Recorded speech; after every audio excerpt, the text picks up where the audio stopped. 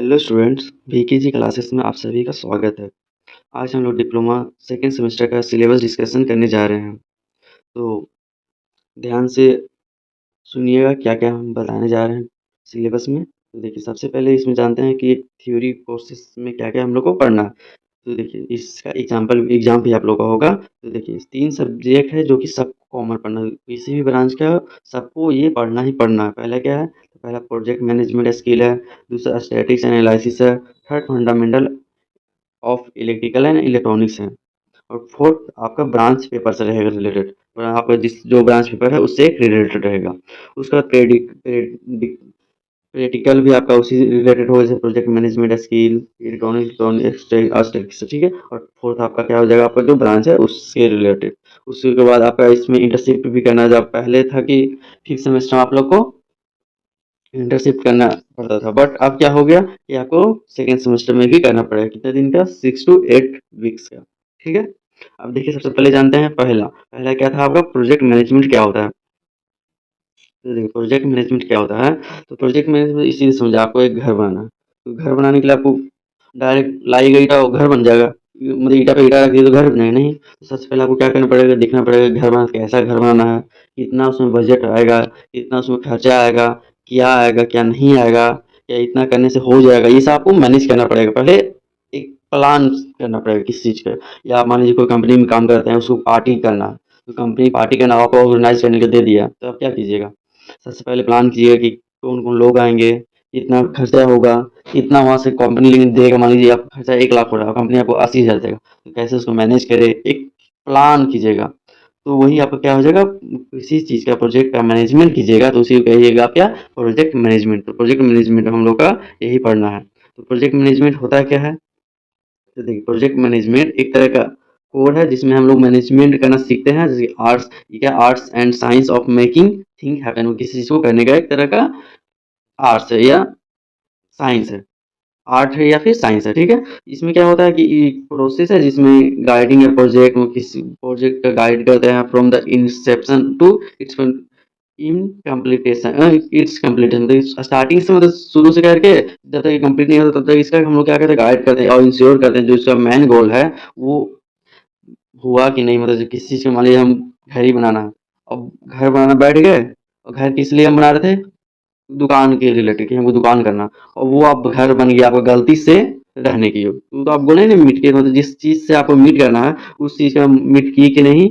और value to delivered, मतलब कि बेटर, मतलब वैल्यू उसको डिलीवर हुआ कि नहीं, जिस तरह आपको चाहिए वो हुआ या नहीं। इसी में प्रोजेक्ट मैनेजमेंट में हम लोग देखते हैं। तो देखिए, प्रोजेक्ट मैनेजमेंट का फीचर्स क्या क्या है, मतलब मान लीजिए प्रोजेक्ट मैनेजमेंट आपको सिखाया क्या जरा। सर हमको घर थोड़ी ना बनाना है कुछ भी। देखिए, प्रोजेक्ट मैनेजमेंट करने का अगर आप सीख जाइएगा तो किसी प्रोजेक्ट का मैनेजमेंट करना जान जाइएगा। मान लीजिए आप किसी कंपनी का मालिक बनना चाहते हैं या काम करने एम्प्लॉय बनना चाहते हैं, तो वहाँ आपको ये बहुत ज़्यादा ही हेल्प करेगा। कैसे हेल्प करेगा? तो मान लीजिए आप सर ये मान लीजिए कि प्रोजेक्ट मैनेजमेंट आप सीख गए तो अपना ही कंपनी खोल लीजिएगा। जब अपना कंपनी खोलिएगा तो वहाँ तो आपको रखना पड़ेगा नहीं, कितना एम्प्लॉय होगा, कितना खर्चा होगा, कहाँ से आएगा पैसा, क्या है, तो वो मैनेजमेंट करना सीखिएगा। या आप किसी प्राइवेट जॉब में जाइएगा तो वहाँ भी तो आप जूनियर इंजीनियर ही ना बनाइए बनिएगा। थोड़ी ना आप जाके एक बोरा सीमेंट ये डाल दीजिएगा, तो इस तरह नहीं कर सकते। तो जूनियर इंजीनियर बन जाइएगा आप। तो जूनियर इंजीनियर बनिएगा तो लेबर के जैसा नहीं ना आप काम कीजिएगा, एक इंजीनियर जैसे काम कीजिएगा ना। तो इंजीनियर से जैसा काम करने के लिए आपको एक शेड्यूल तैयार करना पड़ेगा। हाँ, ये ऐसे होगा, ये ऐसे, इसके बाद ऐसे। मूवी वगैरह में भी देखे होंगे कि कोई भी बड़ा बड़ा कंपनी रहता है तो क्या करता है? सबसे पहले मैनेज बहुत सा टीवी पे लगा, मतलब प्रोजेक्ट बनाते हैं, हाँ ऐसे करो, ऐसे करो, ऑनलाइन दिखाता है। तो उस टाइप का मैनेजमेंट आपको करना पड़ेगा। इसमें फीचर्स क्या है, मतलब प्रोजेक्ट मैनेजमेंट आप लोग पढ़ लीजिएगा तो आप लोग क्या क्या सीख जाएगा ये हम लोग देखते हैं। तो फीचर्स इसका क्या क्या है?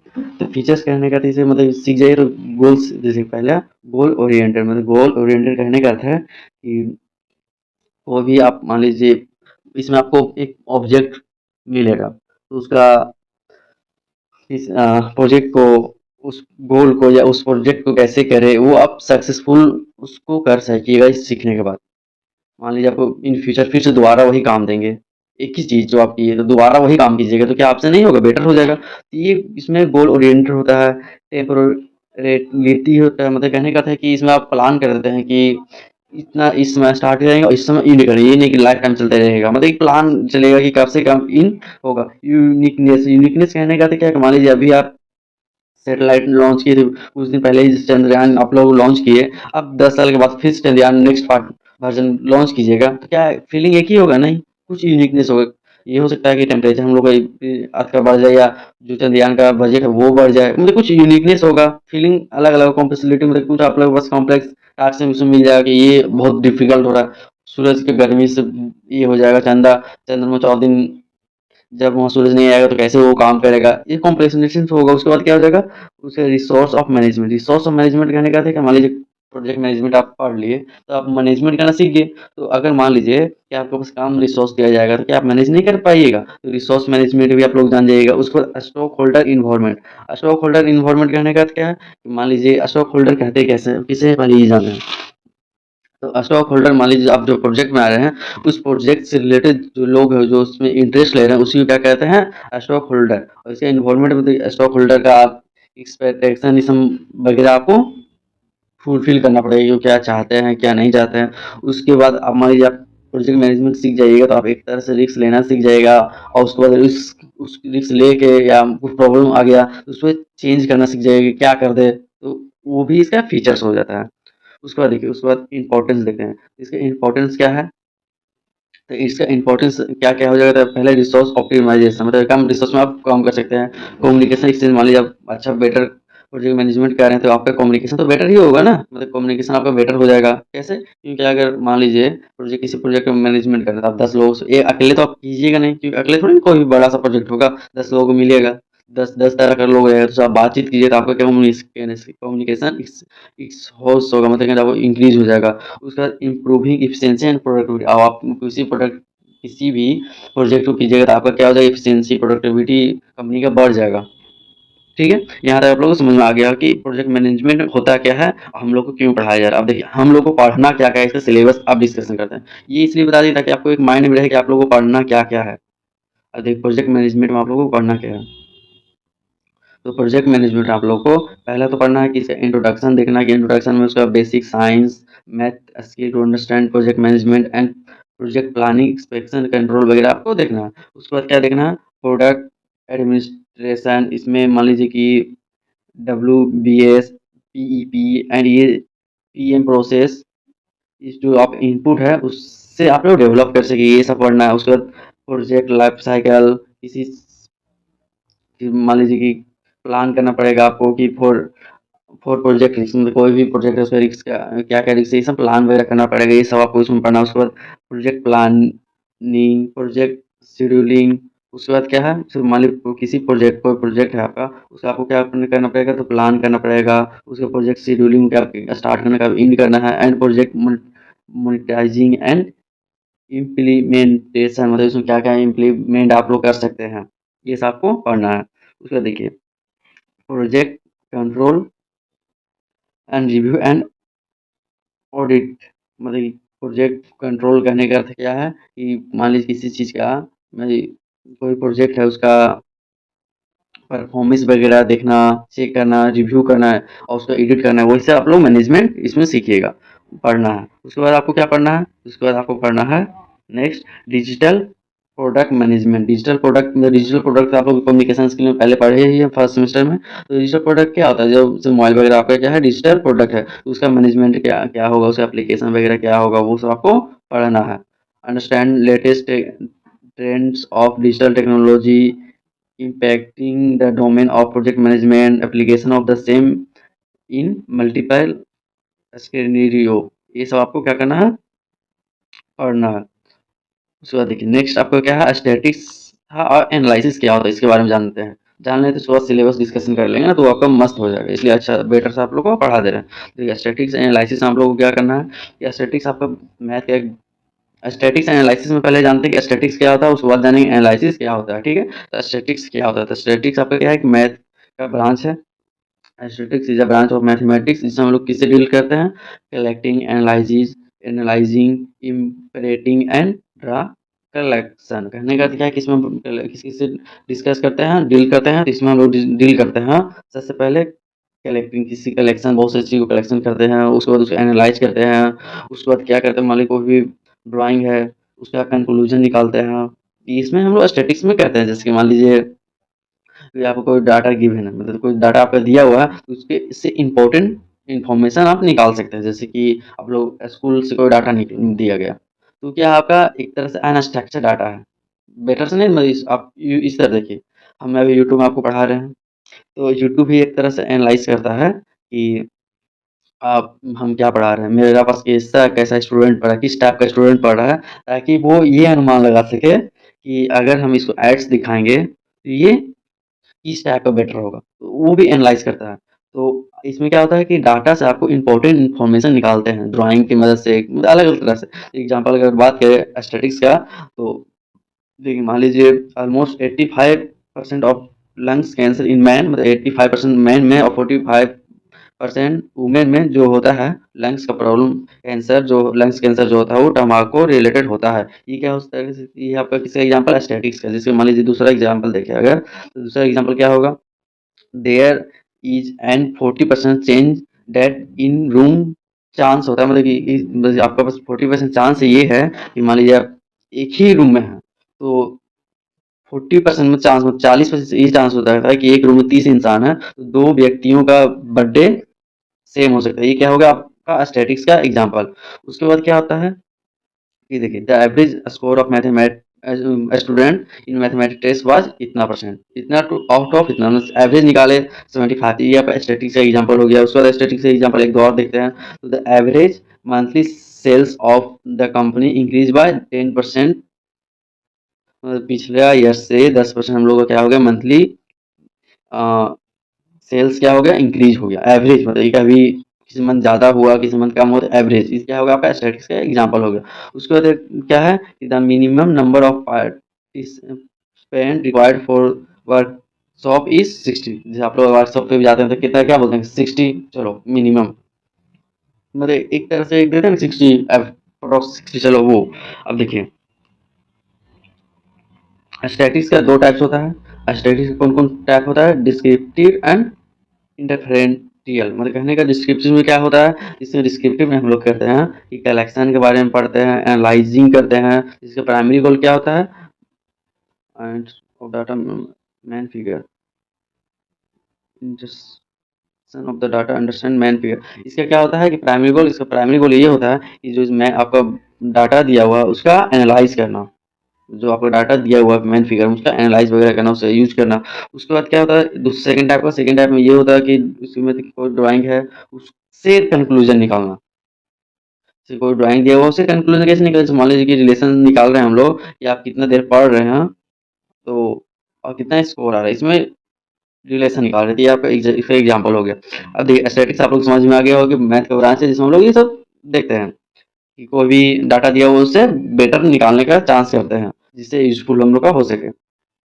अब देखिए स्टैटिक्स एनालिसिस एनालिटिक्स समझने से एक और वर्ड समझते हैं, एनालिसिस एनालिटिक्स में आपको बहुत कंफ्यूजन होगा। ये वर्ड्स आप ये बहुत रिलेटेड, मतलब एक तरह से रिलेटेड है लेकिन बहुत डिफरेंस भी है। तो आगे इसका डिफरेंस देख लेते हैं ताकि आपका आगे पढ़ने में सबको दिक्कत ना हो। तो देखिए एनालिटिक्स, एनालिटिक्स होता क्या, पहले एनालिसिस देखते हैं। एनालिसिस, तो एनालिसिस खुद को डिफाइन करेंगे, एनालिसिस किसी चीज़ का एनालाइज करना। एनालाइज कैसे करेंगे, तो मान लीजिए किसी देखना परखना, बस टू एनालाइज समथिंग, मतलब किसी चीज़ को एनालाइज करें तो क्या कहलाएगा आपका analysis. General based on history data, किस पे बेस होता है हिस्ट्री डाटा, मतलब पहले का आपका मतलब आप कंपनी है तो आप कंपनी में पहले आपका कितना कैसे बिका क्या बिका, मतलब कोई प्रोडक्ट आप लाए, टाटा ही अपना गाड़ी लाया, तो पहले देखेंगे भाई कंपनी का इतना इतना बिका, तो ऐसा लाना चाहिए। तो ये किस पे बेस्ड रहता है, एनालाइज, एनालाइज बेस्ड होता है हिस्ट्री डाटा पे। एग्जाम्पल की बात करें तो why sale drop in particular region, region कहने का था कि सेल्स जो हम लोग का है वो इस पार्टिकल रीजन मतलब इस क्षेत्र में क्यों डिक्रीज हुआ, ये एनालाइज में पढ़ना होता है। Why particular area are no got more rainfall, मतलब कोई पार्टिकुलर एरिया में क्यों इतना ज़्यादा रेनफॉल हो रहा है, ये सब एनालाइज कर रहे हैं हम लोग।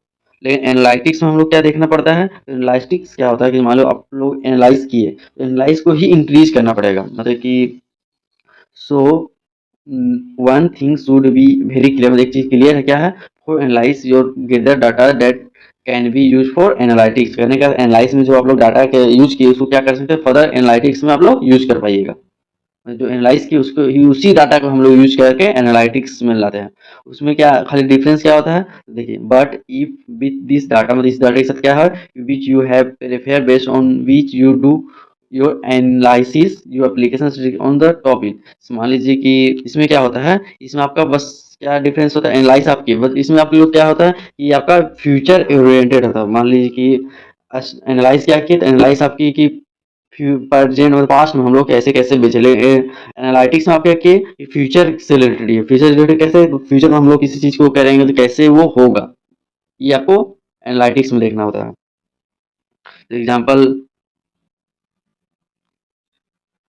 देखिए यहाँ लिख दिया है दिस इज कॉल्ड। देखिए मान लीजिए इसमें क्या क्या this is analytics it is future looking and for there are software and hardware requirement. इसके लिए हम लोग क्या क्या रिक्वायरमेंट होता है सॉफ्टवेयर एंड हार्डवेयर इसमें हम लोग को रिक्वायरमेंट होता है। और इसको हम लोग क्या बोलते हैं डाटा एनालिटिक प्लेटफॉर्म, जैसे कि sale forecast trend based on history and current data. मान लीजिए कोई सेल का फोरकास्ट हो गया किसके हिसाब से उसका बेस्ड ऑन मतलब उसका हिस्ट्री जो है या फिर करेंट डाटा के हिसाब से उसका क्या करना फोरकास्ट किए। तो इसका इंपॉर्टेंस क्या है, इसका इंपॉर्टेंस हम लोग देखेंगे हम लोग को पढ़ना क्यों है, क्यों हम लोग को स्टैटिक्स एनालिसिस पढ़ाया जा रहा है। देखिए इंपॉर्टेंस इसका ये है कि मान लीजिए आप लोग इलास्टिक ये पढ़ लिए स्टैटिक्स एनालिसिस तो क्या होगा आपका तो इम्प्रूव आप हो जाएगा डिसीजन मेकिंग में मोर इफेक्टिव मार्केटिंग मार्केटिंग में आप बहुत अच्छा इफेक्टिव बना किसी चीज़ में मार्केटिंग करनी जूता की दुकान खोलेंगे तो वहाँ आपको पता होना चाहिए ना कि कितना जूता बिक रहा है क्या बिक रहा है। तो more effective marketing better customer service उसमें क्या होगा कि बेटर आपका कस्टमर सर्विस प्रोवाइड कर सकते हैं आप। मोर इफेक्टिव ऑपरेशंस मतलब ऑपरेशन में आप लोग इफेक्टिव में बेटर कर सकते हैं। उसके बाद डाटा एनालिसिस एनालिटिक्स एप्लीकेशन कहाँ कहाँ यूज होता है, क्यों हम लोग को पढ़ाया जाए कहाँ कहाँ यूज होता है। देखिए यूज होता है सेक्रेटरी में ट्रांसपोर्टेशन में रिस्क डिटेक्शन में क्या क्या रिस्क है उसको डिटेक्शन करने में मतलब ज्ञात करने में रिस्क मैनेजमेंट में डिलीवरी में फास्ट इंटरनेट एलोरेशन में ये सब आपका क्या होता है इसका यूज होता है। अब फिर से एक समराइज कर देते हैं स्टैटिक्स एनालिसिस मिलाया क्यों गया तो स्टैटिक्स और एनालिसिस एक तरह से कॉमन इसलिए है क्योंकि इसमें हम लोग यही पढ़ना है कि क्या किस तरह हम लोग जो डाटा रहेगा अनस्ट्रक्चर उससे निकाल के हम लोग किसी प्रोडक्ट का इफिशियंसी कैसे बढ़ा दे उसको यूजफुल डाटा में कैसे कन्वर्ट करें ये हम लोग को इसमें पढ़ना है। इसमें हम लोग इंटरसेक्शन विद कस्टमर इंक्रीज हो जाता है क्यों क्योंकि कस्टमर से ज़्यादा बातचीत मतलब ज़्यादा एनालाइज करते हैं क्या होता है क्या नहीं होता वो इसमें हो जाता है। देखिए अब इसमें हम लोग सिलेबस क्या है तो देखिए सिलेबस इसमें क्या है पहला आप लोग पहला यूनिट में आप लोग क्या पढ़ना है देखिए पहला यूनिट में आप लोग पढ़ना है statistical data collection and types. हम आपको बता ही चुके हैं कि स्टैटिक्स में हम लोग क्या करते हैं कलेक्शन करते हैं और उसका टाइप्स हम लोग को इसमें देखना है। कलेक्शन टाइप्स वगैरह आपको टाइप्स हम बता ही दिए दो टाइप्स होता है वही सब आपको यहाँ देखना है। उसके बाद क्या है सेकंड क्या है summarization of data. Data summarization करने का देखिए एनालिसिस में डाटा एनालिसिस में आप लोग क्या करना पड़ता है इसमें आप लोग मैंने आपका पाइथन वगैरह पढ़ना पड़ रहा है तो पाइथन वगैरह पढ़िएगा तो इसमें इन्वॉल्व होता है पाइथन एक्सेल। इसके ये है क्या ये आपका डाटा एनालिसिस एक डाटा साइंस का एक छोटा सा पार्ट है जिसमें हम लोग को बहुत चीज़ देखना पड़ता है जैसे कि अ, जैसे कि इस तरह समझिए कि आप लोग इसमें डाटा एनालिसिस पढ़ लिए तो इसमें आप लोग किसी चीज़ का समरमाइज कर पाइएगा। कहने का अर्थ है कि कोई भी क्षेत्र है उस क्षेत्र में क्या हम लोग करें क्या नहीं करें कैसे करें वो सब आप लोग इसमें पढ़ पाइएगा। उसके बाद देखिए उसके बाद थर्ड इसमें क्या आप लोगों को सिलेबस है तो थर्ड इसमें सिलेबस है measure of location and description. Measure of location description कहने का तो क्या है कि किस चीज़ का कहाँ पे लोकेशन है क्या जैसे माइक्रोसॉफ्ट एक्सेल वगैरह में क्या किसका लोकेशन है ये सब आपको इसमें पढ़ना पड़ेगा। एक तरह से ये बोलते हैं कंप्यूटर का नेक्स्ट वर्जन है जो ये चैप्टर आपका है ये कंप्यूटर का नेक्स्ट वर्जन है। कंप्यूटर पहले वही एक्सेल एम एस पढ़ना रहता था वही इसमें क्या करती है पार्ट उसका बना दिया है। उसका देखिए इंट्रोडक्शन टू पाइथन प्रोग्राम आपको बोल ही चुके थे कि पाइथन प्रोग्राम वगैरह आपको पढ़ना है। पाइथन क्या होता है आपको पता ही है कि पाइथन क्या होता है कि एक तरह से एक लैंग्वेज है तो पाइथन प्रोग्राम वगैरह आपको इसमें पढ़ना है कि टाइप्स ऑफ पाइथन क्या होता है टाइप्स पाइथन क्या होता है अलग अलग तरह का पाइथन क्या होता है array and function in Python क्या होता है ये सब आप क्या करना है इसमें देखना है। तो आप उम्मीद है कि आप सेकेंड सब्जेक्ट भी समझ गए होंगे। थर्ड आपका क्या था fundamental electrical and electronics, third आपका था फंडामेंटल इलेक्ट्रिकल एंड इलेक्ट्रॉनिक्स। तो देखिए फंडामेंटल इलेक्ट्रिकल एंड इलेक्ट्रॉनिक्स में आप लोगों को क्या पढ़ना है, तो देखिए फंडामेंटल इलेक्ट्रिकल एंड इलेक्ट्रॉनिक्स में सबसे पहले आप लोगों को पढ़ना है कि जैसे कि इलेक्ट्रॉनिक्स में जो आप लोग सिंबल वगैरह यूज होता है, इलेक्ट्रिकल सेफ्टी वगैरह यूज होता है, वो सब के बारे में जानना है।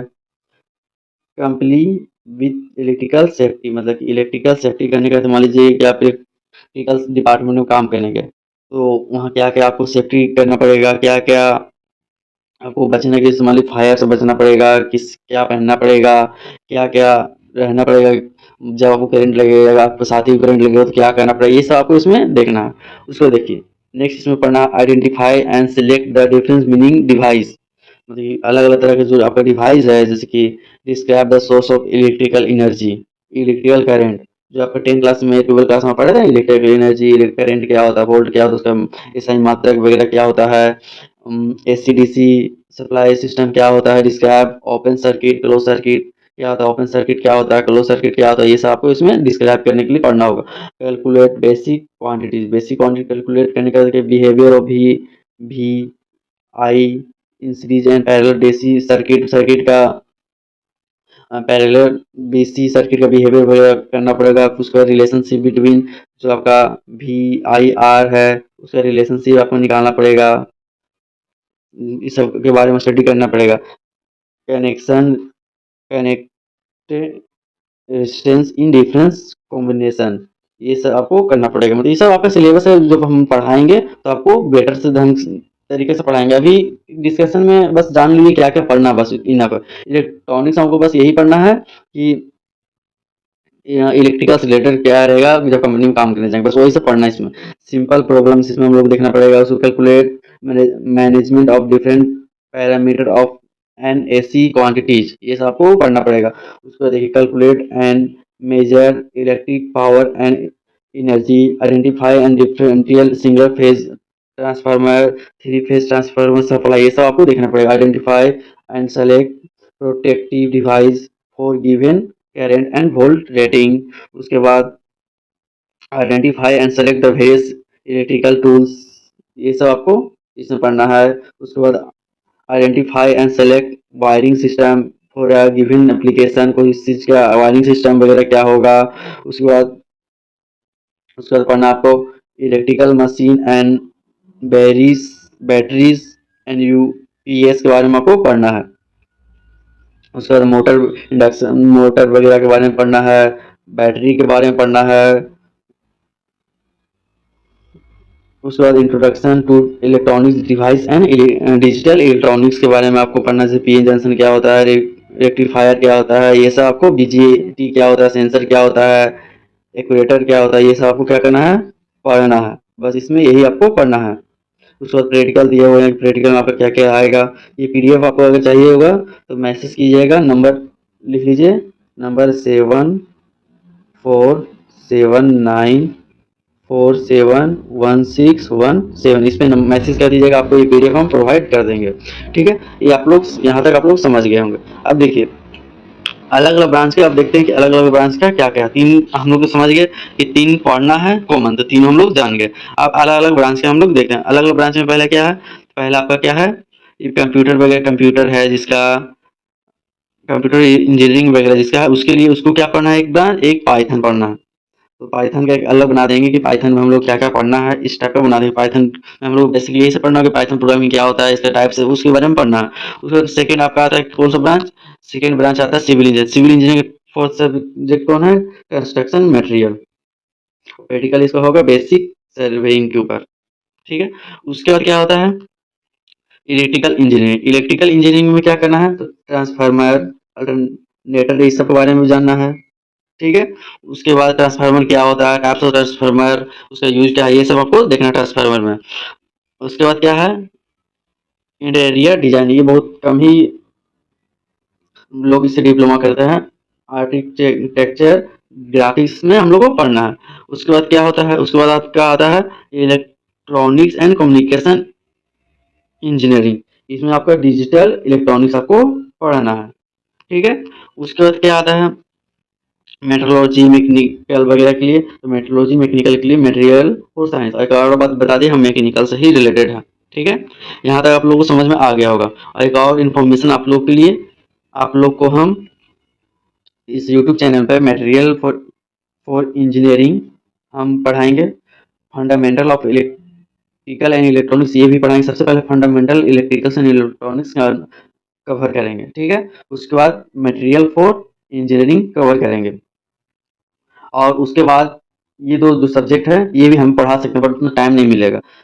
तो अगर आप लोग चाहते हैं कि चारों सब्जेक्ट हम यूट्यूब पे पढ़ाएं, तो आप लोग बस इतना कीजिए कि मेरा सब्सक्राइबर इंक्रीज कर दीजिए, क्योंकि हम टीचर रखना पड़ेगा हमको। और टीचर हम तभी रख सकते हैं एटलीस्ट जब लड़का लोग व्यू करें। पैसा हमसे हमको मतलब नहीं है, पैसा हम अपना पैसा देंगे, बट एटलीस्ट इतना तो होगा ना कि हाँ 1000 लड़का देख रहा है, 500 लड़का देख रहा है, बस इतना हमको चाहिए कि आप लोग सब्सक्राइबर। मेरा अभी कुछ दिन पहले ही यूट्यूब में स्टार्ट किए हैं, तो इसलिए उतना सब्सक्राइबर अभी हुआ नहीं है। तो आप लोग चैनल को सब्सक्राइब कर लीजिए और शेयर कर लीजिए, ताकि आपको जो यूट्यूब पे हम अपलोड करें आप लोग मिल जाए। और देखिए आपको इतना हम गारंटी ले रहे हैं, फंडामेंटल ऑफ इलेक्ट्रिकल इलेक्ट्रॉनिक्स और मेट्रोलॉजी का, ये तो हम गारंटी ले रहे हैं कि आप इससे आपका बाहर से नहीं पूछे जो हम पढ़ाएंगे। जिस तरह आप लोग फर्स्ट सेमेस्टर में आप लोग देखे, जैसे केमिस्ट्री का हम जो आपको बताए थे, केमिस्ट्री का आपको 20 से 22 क्वेश्चन दिए थे, तो 22 क्वेश्चन आपको कितना क्वेश्चन एग्जाम में आ गया, तो 22 क्वेश्चन आपका अप्रोक्स 15 क्वेश्चन आ गया। कहने का क्या है कि आपका 90% सिलेबस जो आप एग्जाम में आया, वो जो हम आपको क्वेश्चन दिए थे उससे आ गया 90%। मतलब जो हम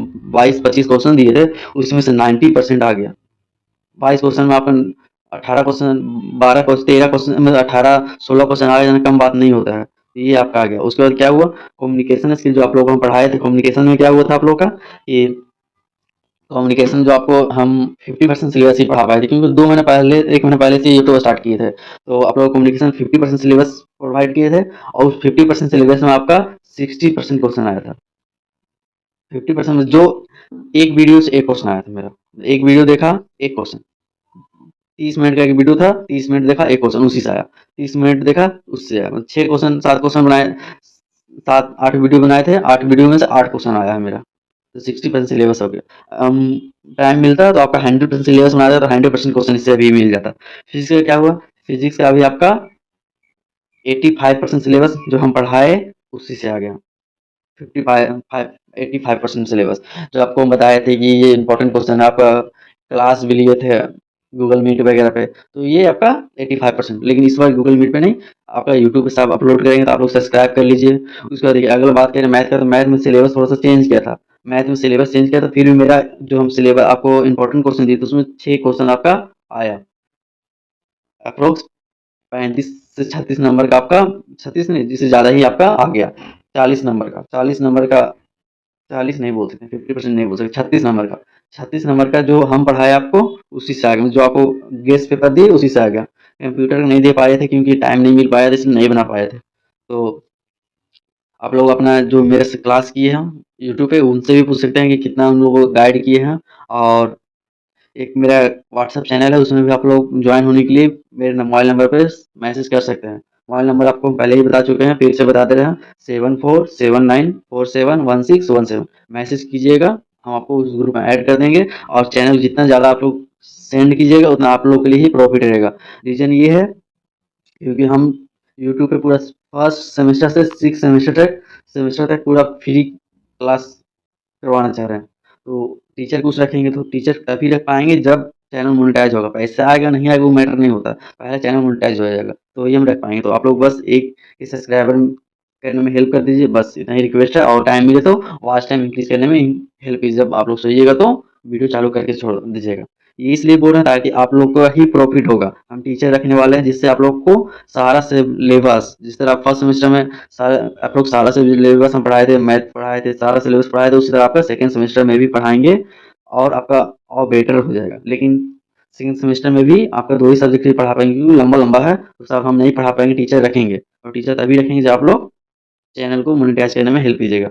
ठीक है, आज की क्लास यहीं एंड करते हैं।